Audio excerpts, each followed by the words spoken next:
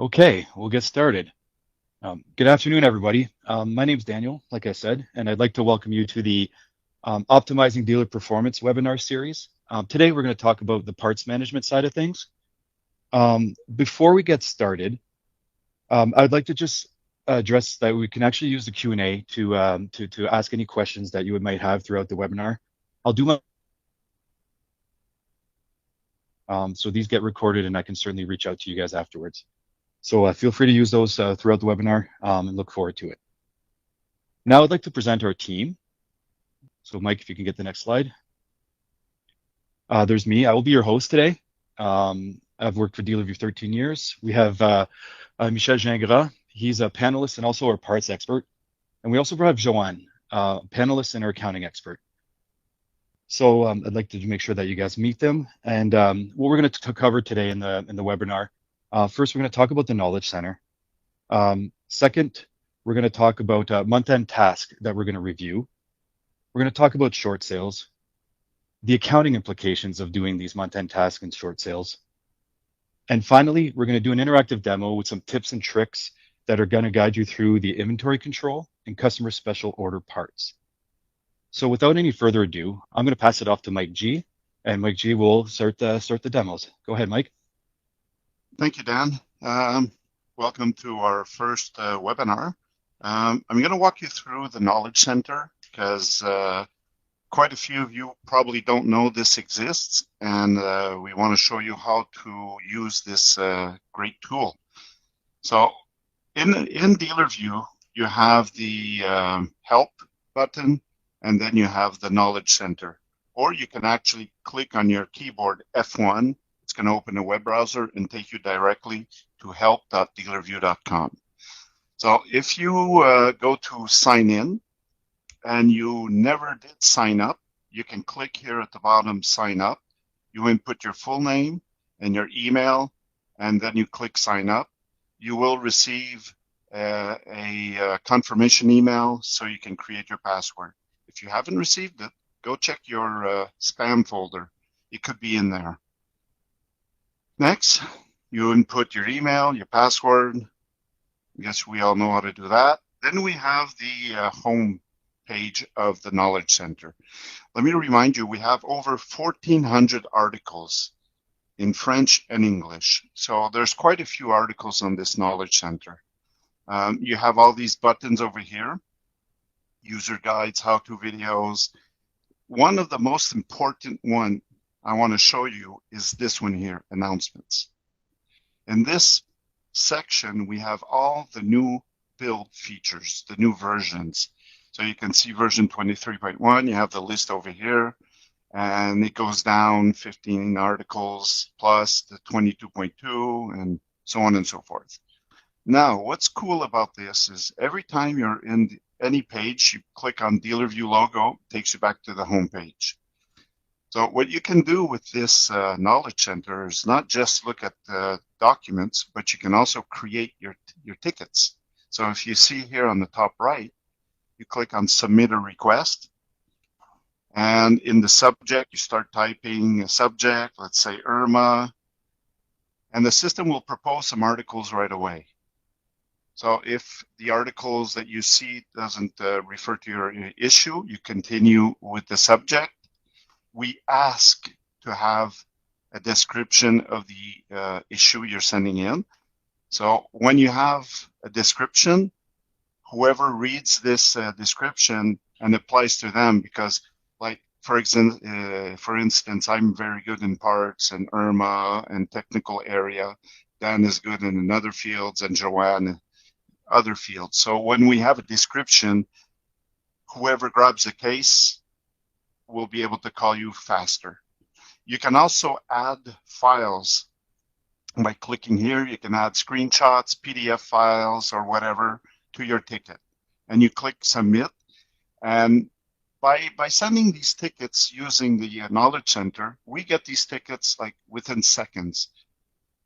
If you send tickets via support@dealervu.com, it can take 5, 10, 20 minutes, and sometimes they're flagged as spam, and we don't get these tickets.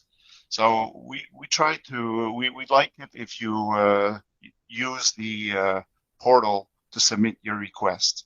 Now here at the top, you have your profile and you have your previous requests. So you click there and you're going to see your requests. Well, sometimes you can say, well, I had this problem a few months ago and I forgot the solution. You can go back in the ticket and view the solution. Now this one here, I have awaiting your reply. So that means DealerVu support sent me a question. So I click on it and I can add to the conversation and reply to the question and submit. You can also, if you go back here, if you want to change the language, you can toggle from French to English for the Knowledge Center. So that's about it for the Knowledge Center. Let's go back to the slides.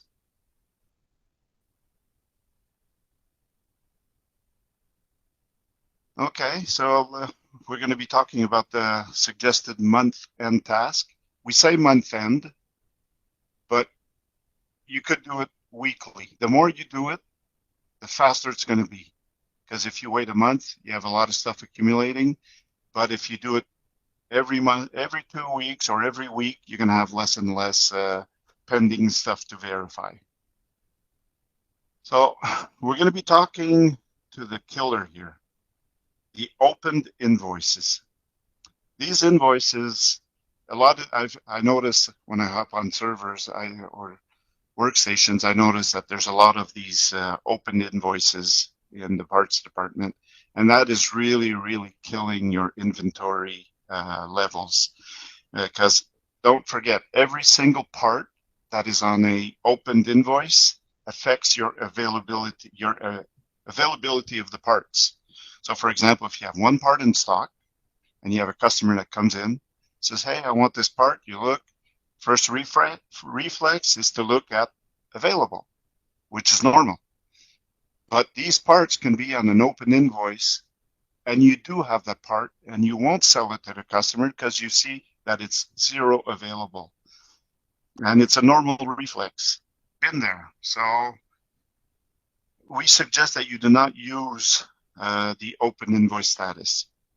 This is why we do have it in the system settings, a default switch that you can put all default new invoices. They're automatically set to quote. Like this, when you click new invoice, it will go automatically, it will open as a quote status. So these are all settings that we can show you also where to do. Next slide. Purchase orders. Well, purchase orders, that's another story. These also have to be maintained monthly and probably weekly, because we all have these old POs that are sitting there. And one thing that it does is, for example, if you have very old POs and you're not going to get these parts, they've been in there for 1 year, 2 years, 6 years. I've seen 10 years. So what happens is when you look at a part status, you're going to see parts already ordered. So it's by instinct, you're not going to order it anymore because you know it's ordered, but it's probably not, or it's probably canceled, or it's probably, you're never going to get it. So what we recommend is you clean these POs, you verify the back orders, you contact the vendor for these back orders, you ask them if your part is still BO with them, because sometimes after a few months, the BOs are removed automatically. So you call them, you ask, you make sure, and you ask them for an ETA on that part. Once you have that ETA, what you should do or must do is call back your customer and say, listen, we have this part on order for you 8 months ago. Do you still want it? It's back order. We're going to have it in 6 months. Do you still want it? Yes or no? If he says no, you cancel. You call back your vendor and you say, cancel this back order. And what you need to do, which is very important, is you open that PO and you go on that line and you put that part to adjusted, because that PO will never be set to close or stock, sorry. I'm going to show you at the end of the webinar with the DealerVu demo. I'm going to show you a few things like that how to do that. Okay, next slide. Using IRMA. I've seen a lot of dealers, they use IRMA, and one of the most common mistake is they complete the receiving. Once the receiving is complete, they don't click on create vendor invoice. They leave that invoice in the queue of the draft. So what happens when you do that is A, the parts never get stocked. What happens? Short sales. What happens with short sales? It's a big problem. I'm going to show you the next paragraph. So also what can happen is the person receives, the draft is complete, he goes into the PO, manually receives that invoice, stocks it. That's okay, this part. But the problem is you still have a draft in there. And let's say you're not working tomorrow, your buddy comes in, he sees the draft, whoops, he forgot to stock it, stocks that draft invoice, tweaks the invoice number because he gets a message that it's already used, so he double stocks it. So you stocked it manually, and the other user stocks it also. So now instead of having your parts received once, they're all received twice. So it throws off your inventory levels also. So be careful when you're using IRMA and make sure that you do the full process of the receiving process. If you need help, send in a ticket and we'll be happy to help you. Hey, Most Mike? likely it will be me. Yes. Sorry, we had a question from the audience here asking what is IRMA. Can you just give a quick description of what it is? Oh, sure. Well, I'll give you the quick description because a long description is going to be way too long, but IRMA is a fantastic tool. It's actually an application that you add on to DealerVu, and you need to purchase a scanner, like the guys from Purelator. They have these little neat little zebra scanners. So what IRMA does is it helps you receive your orders, whether it's Harley, whether it's BRP, Parts Canada, any vendor. You can scan, print the labels. When you scan the labels, you know if it goes to service, you know if it goes to parts, you know if it goes to stocking. You can use IRMA also for your location awareness. It's a fantastic tool for cycle counts. It's really, really, really a great tool for the parts department. I think it's actually almost an employee to its own, this scanner. When you start using it properly, it's almost an employee. So if you guys want more details, I can set you guys up with a demo. I can even send you a demo unit, put you on a trial, and train you how to use this IRMA scanner. It's really fantastic. Dan? Any other questions for Yeah. IRMA? Yes. No, at this time we're good. Thank you, Mike. There will be a Okay, question about something else a little bit later. We'll answer it in the live okay, demo. perfect. So let's go to the next slide. The short sales. Whoops, sorry, I went too quick. The short sales. This is a real killer.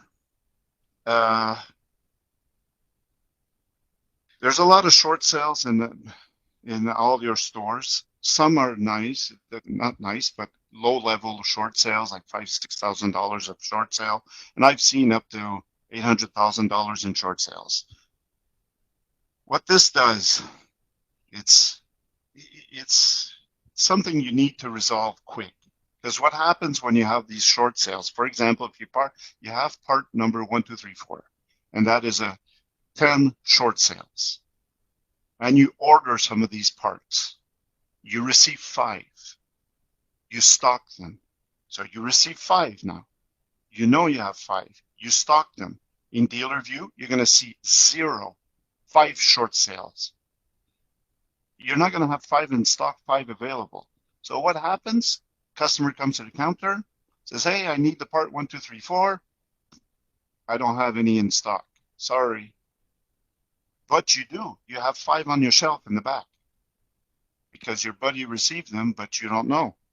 So you have to go through this report. This short sale report is very good. You run that report, you're going to get all your pages, or if you're very good, your page or pages, only 2, 3, and you analyze these short sales, and you don't just knock them off and put, let's put it back to 0. You have to go in your location bin, make sure you count, and you make your adjustment. You don't blindly make adjustments. You make sure that they're actually on hand. So that's something. It's going to be tough to manage at the beginning if you don't do it too often. But once you get the short sales down, if you check that every week, you should be okay. And that's why we introduced this new permission, the ability to create an invoice with a short sale. We didn't do that just for fun or to, sorry for the word, piss off people at the counter. We did that because only parts managers or service managers should have that permission to allow to create a short sale. So what that happens is when that pop-up comes up, the parts manager goes to the counter and inputs his credentials and creates a short sale. He can now then take the part number, go in the back, check the levels, and make the adjustments. Unless you have other staff that are responsible and you can give them that task, then give them the short sale permission. But at least it's a reminder to say, hey, there's a short sale going on here. So you need to make a level adjustment. That's about it, Dan, for the month end on the short sales. I'm sure we're going to have some questions at the end, so we'll be happy to answer those. So we have the checklist over here that I forgot to switch the slide. Sorry about that. I'm going to go to the next slide. Perfect. Well, thanks, Mike, so far for everything there and the anecdotes and all that. It's going to be very helpful. There was a question. There was a question from Jade, and I actually put it in there as well as an answer here. So the report can be found under My Reports, Parts Reports, Part Inventory Report, and Short Sales Report. If you need a screenshot of it, I can certainly send it to you, or Mike G during the live demo can certainly show you where that report is as well, so it's clear. In the meantime, I'd like to bring in Joanne here to talk about the accounting implications of all these, the month-end task and short sales and other things that are very important for the accounting department. So I'll pass it off to Joanne. Go ahead. Good afternoon, everyone, and thank you very much for attending the meeting. What we're talking about accounting side is it's really important at the end of the month that all the invoice who have different status be put most charged on account or paid. If they are left at completed, that means they're not entering in the accounting. Complete means the customer received his part and is probably paid for, and you forgot to put it at paid, or you're waiting for the customer, or the customer may have put just a small deposit and say, I'm going to come back to pay later. So usually when a customer pay an invoice, even if it's just a partial payment, then the next step will be to change the information to the status to charge on account. So by putting that on charge on account, it allowed the accounting to be able to send a statement to the customer saying, you owe us some money. So it's easier to follow up and it's going on an account receivable. A lot of you have status who are wait for parts, like Michelle mentioned earlier. And if the wait for parts has been there for months, sometimes we see it for years, the accounting will question that. We will ask, why do you still have that at wait for parts? Did you follow up with the customer? So on your parts invoice, there's a section that you could put a note And that would be really appreciated if you do a follow-up on the customer, say, customer called on this date, he will come to pick it up next week. And then a second call. After 3 calls, then the controller may go back to you and say, listen, guys, maybe we should put this part back in stock because this customer is not coming. And that's helped to keep, like Mike suggested earlier, your part inventory up to date, because this part's going to go back in inventory and could be sold for another customer.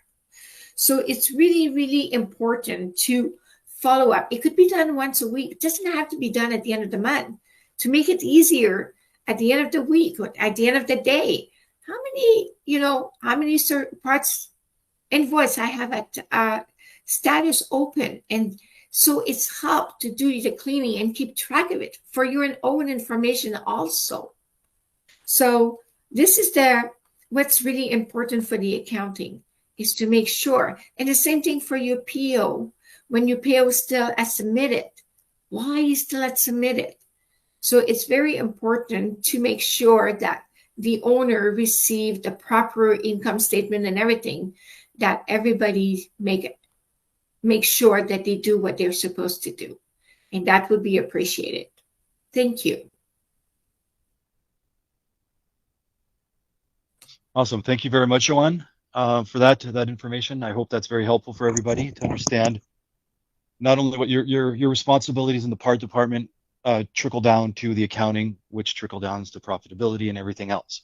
So it's very important to understand that perspective, maybe even from a third party, because I'm sure your controllers have already talked to you about that kind of stuff.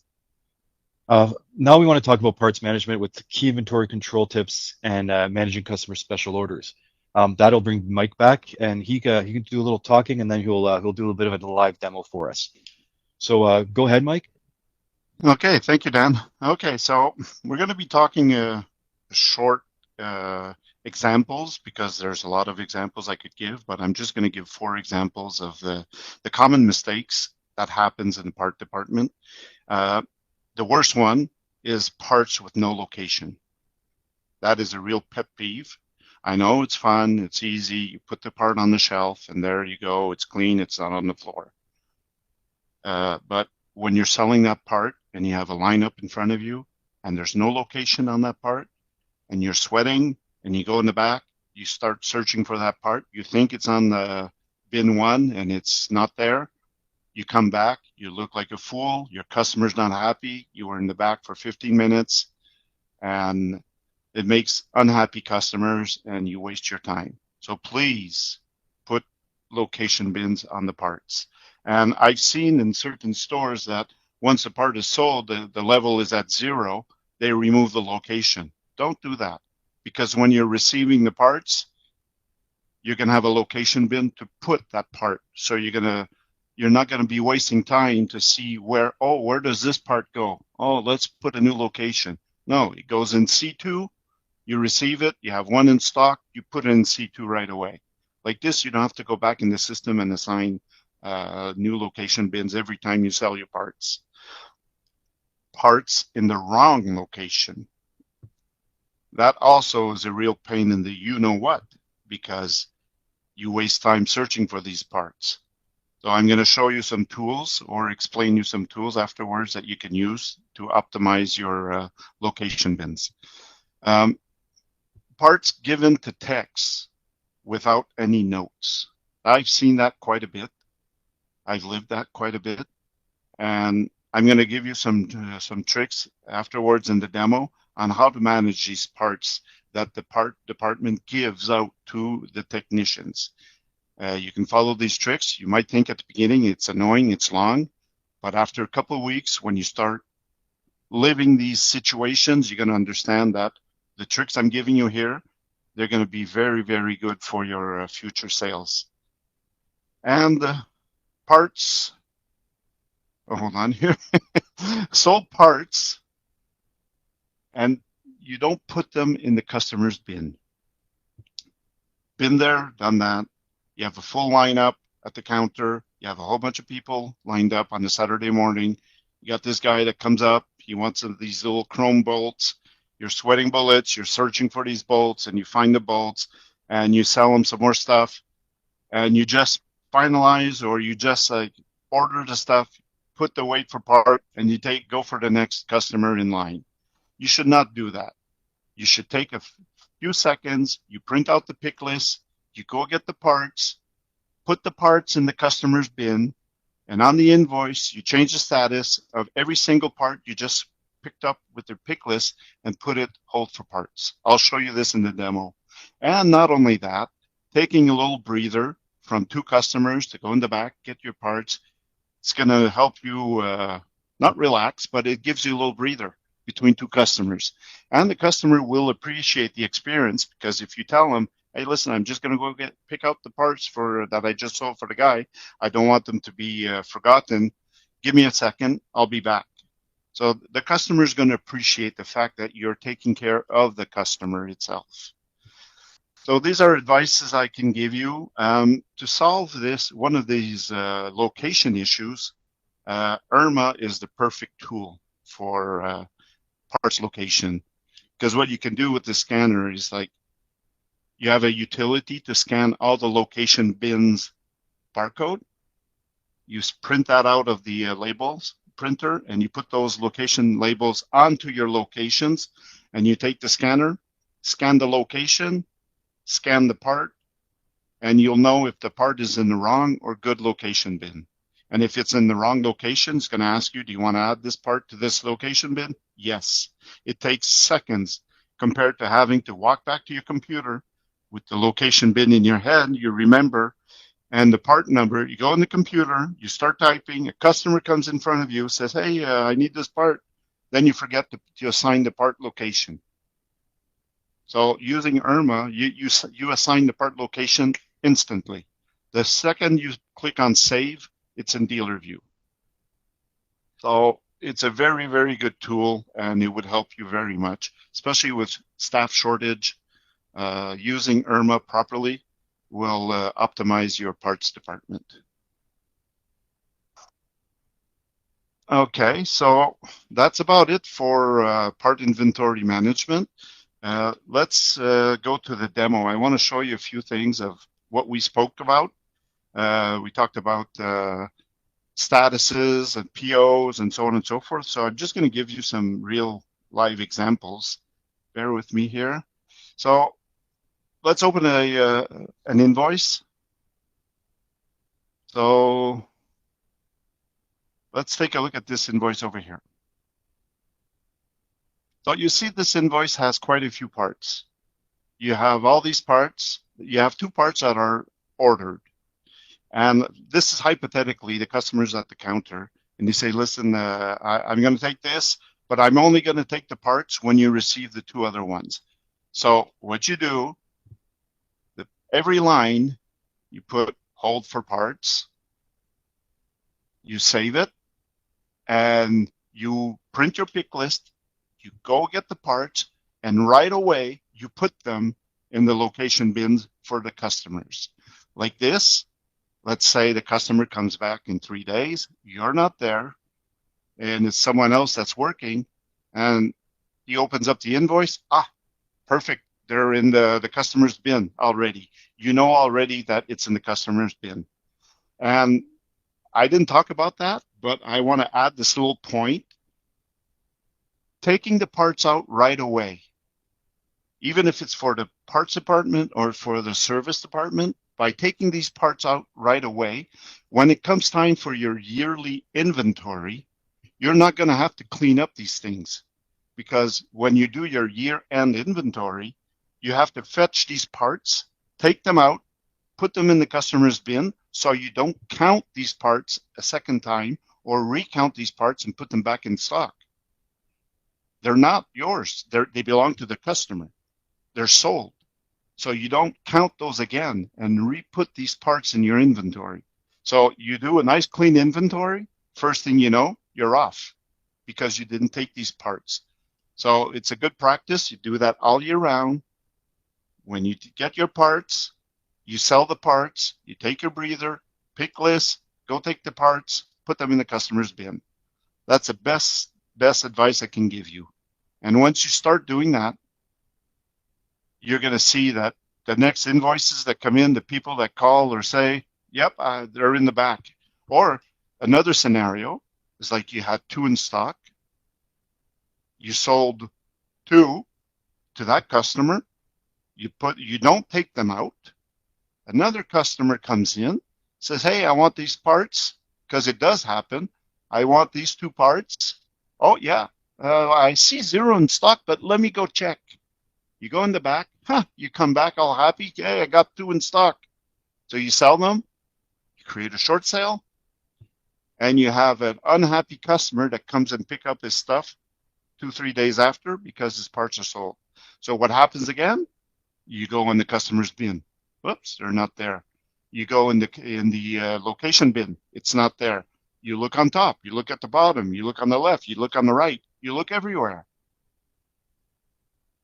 So by using this method all the time, every single people in the department, you're going to have a better control and you're going to waste a lot less time. So let's take a look also at the work orders. Let me open a work order over here. Which one can I take? What does this one have? Okay, this one. What I recommend that you do, you're at the parts counter for the service.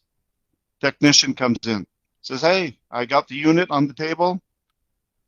I need these parts. Well, this one is not received yet. It doesn't matter. Give me this one, this one, this one, and this one. I'm going to install it on the bike. I can start the work. We're going to get the other parts in a few days. That's okay. So what you need to do, the minute the part crosses the counter to the technician, you put the status to complete. So the next day or the day after or in 2 weeks, you receive the missing parts. The technician comes in, says, hey, I've got the unit. I'm working on the work order 255-640. I need the parts. He's not going to tell you, oh, well, like 3 weeks ago, I installed this part, this part, this part, and this part. So just give me these 2 parts. He's not going to tell you that. Because I need the parts for that work order. You're going to go in the back. Now, let's hypothetically, you don't have the complete status. You go in the back, look for the parts. You find 1, 2, 3 parts out of 8 or 9. Then you look on the shelves on the top, the bottom, the right, the left. You go in the customer's bin, because maybe it was sold at the customer counter, and we put the parts over there. You go search, then you go see your technician. You say, oh, sorry, I only have these 3 parts. That's when the technician tells you, most of the time, oh, well, they're already installed. So you just wasted another 10, 15 minutes and sweating bullets and looking for these parts. So if you use a complete status all the time, the second the part crosses that counter, you put that to complete and you save. You're going to save yourself a lot of work. I know it's annoying. Sometimes you can have 40 parts on a work order, but you just have to type in the first letter. You go in the field, C for complete. You keep your finger on the C and you just put it to complete very easily. You don't have to use the drop down, or if you want to put it to hold for part, you just press H. So it's really quick. And these little milliseconds that you're taking to put these status to complete, you're going to save minutes at the end of the week. So it's worth using. POs. Oh, yeah, I want to show you some stuff on POs.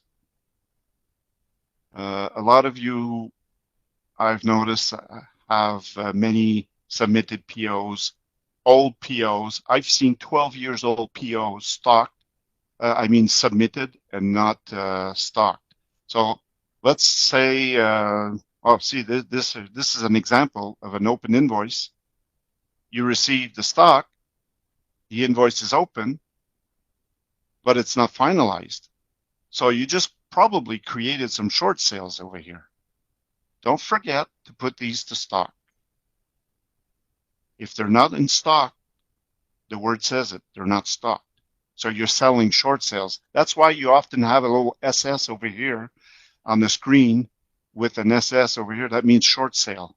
It indicates that you sold it and you didn't have it in stock.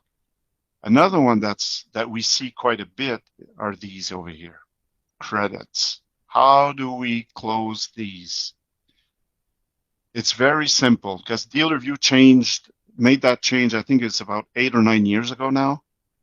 We were able to reopen a PO, delete a part that's been returned that was refused. So now what you got to do, it's very, very easy. What I do, because I'm lazy, copy part number, I create the vendor invoice.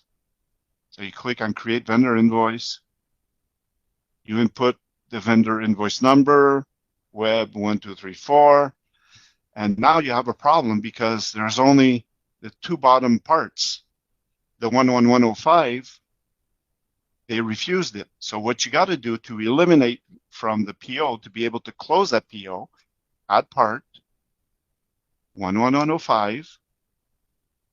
Now you got to make sure you don't use package part. So now you level it off, you put it to 74 cents, and you stock, and you will post or stock. You can put it to stock depending on the permissions you have. And that will close out that PO. You will see now that the PO is going to be stocked. If I close this, see, it's stocked now. So you just canceled out the errors. So you need to have these POs stocked. It's good practice. We all have returns, and sometimes we don't get the proper amount. They like there's a restocking charge. You fix that in there, and also sometimes they refuse parts. It's damaged or you just can't return it. So that's how you adjust these return POs. What's good to do with these also, I mentioned before, you look at the back orders. You call your vendor and you make sure that these POs are up to date and you get rid of these back orders. That's about it, Dan, on parts purchase orders. Sorry, can you show them where the short sale report is, please? Oh, of course. And maybe do it through the search function as well, so that way they understand there's a new search function. Yeah. There's a new functionality. It's been there for, I'd say 6 months now. So if you type in short and you click on the next arrow, it will take you right away to the short sale menu, the short sale report. So if ever there's 2 or 3, let's say report, let's see if we have anything called report. See, you toggle, no, that's not the one. You can press on the arrow and takes you to the next field. So this is a pretty cool functionality. And I don't know if you knew, but you can also create your own pick list on the left-hand side. Reports that you often use. So you can create a new, let's say for test, webinar, and you like to have this report in here and your obsolete report. Then you save. Like this, every time you open this window, you're going to have your reports that you want in this window. The short sale, it didn't work because it's on the top one also. So you can save these instead of going through the list. Where's that report? I can't remember where I put that report. Or if you find a new report that you like, just drag it over and save it in your preferred list. So this is going to follow your login. So that list, when you log in, you're going to have that list on any computers. Dan, back to you. You want me to talk about a quick description about our parts manager on Red Bull? Yes, might as well, Mike. Bring it up. Yeah. Let's okay. Give everybody an idea. DealerVu has a new AI, and I actually call it a parts manager on Red Bull. It's called the Super SOM. It's to help you guys. It's an external application. It's a web application. You can use it on your cell phone. You can use it on your tablet at home, or any device that connects to the web. So you can connect to Super SOM, and create your suggested order for your vendors in a matter of seconds. And also, we have a new, a cool feature on this. It's for your bookings. I know it's booking season coming up, and I know that some of you can spend a week or 2 weeks. I've seen 3 weeks creating those Parts Canada bookings. And at the end of the third week, you're a bit fed up because you need a target of $25,000 to get your discounts. So what you do, you throw in tires, and you throw in tires, that goes up pretty quick, and you get your 25 or 30 grand target, and you save, submit. Super SOM, what it does, when you want to create a booking, you're going to tell it, well, I want to create a booking for Parts Canada, and it's hard-coded right now to 2 minimum sales. So in a matter of seconds, you can generate your booking order, analyze it, adjust, and create the Excel file and import into DealerVu. Within seconds, you can create your booking. Yes, you should analyze, but you're not going to take 3 weeks to analyze that report or that booking order.